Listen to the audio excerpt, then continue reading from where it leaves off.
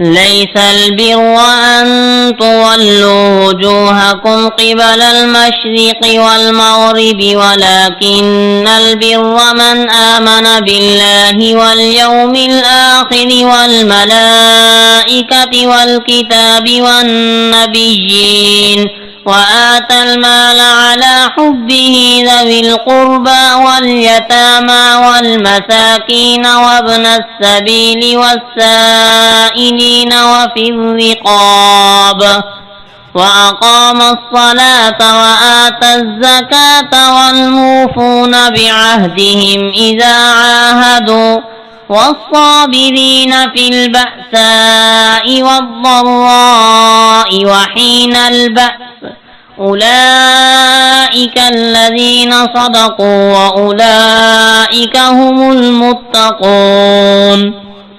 اصل نیکی یہ نہیں کہ پھیر لو تم اپنے منہ مشرق یا مغرب کی طرف، لیکن اصل نیکی اس شخص کی ہے جو ایمان لائے اللہ اور قیامت کے دن اور فرشتوں اور آسمانی کتاب اور پیغمبروں پر، اور مال کی محبت کے باوجود اللہ کی محبت میں اپنا مال دے، رشتہ داروں اور یتیموں اور مسکینوں اور ضرورت مند مسافروں اور سوال کرنے والوں کو، اور گردنیں چھڑانے یعنی غلام آزاد کرانے میں، اور نماز قائم کرے اور زکوٰۃ دے، اور اپنے عہد کو پورا کرنے والے جب عہد کریں، اور صبر کرنے والے تکلیف اور سختی میں، اور کافروں سے لڑائی کے وقت۔ یہ لوگ ہیں جنہوں نے سچ بولا اور یہی لوگ ہیں پرہیزگار۔ يا أيها الذين آمنوا كتب عليكم القصاص في القتل الحر بالحر والعبد بالعبد والأنثى بالأنثى فمن عفي له من أخيه شيء فاتباع بالمعروف وأداء إليه بإحسان ذلك تخفيف من ربكم ورحمة فمن اعتدى بعد ذلك فله عذاب أليم۔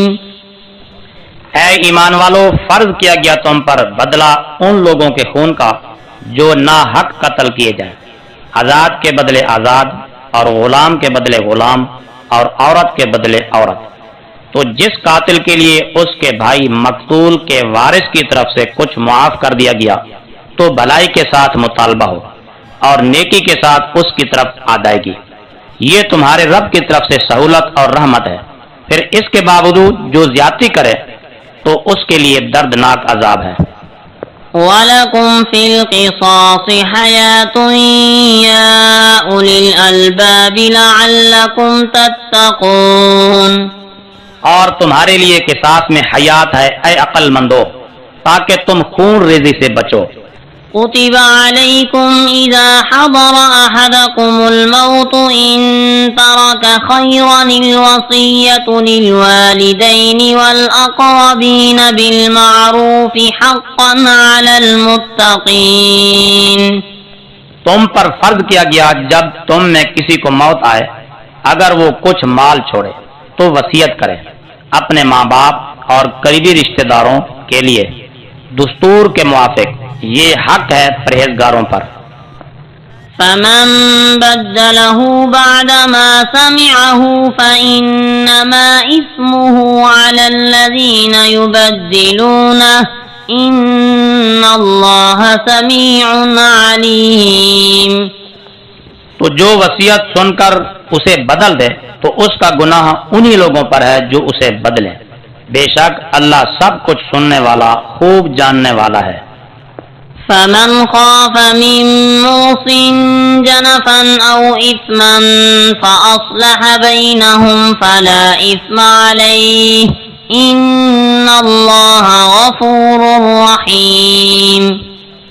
پھر جسے وصیت کرنے والے کی طرف سے بے انصافی یا گناہ کا خوف ہو، پس وہ ان کے درمیان صلح کرا دے تو اس پر کوئی گناہ نہیں، بے شک اللہ بہت بخشنے والا بے حد رحم فرمانے والا ہے۔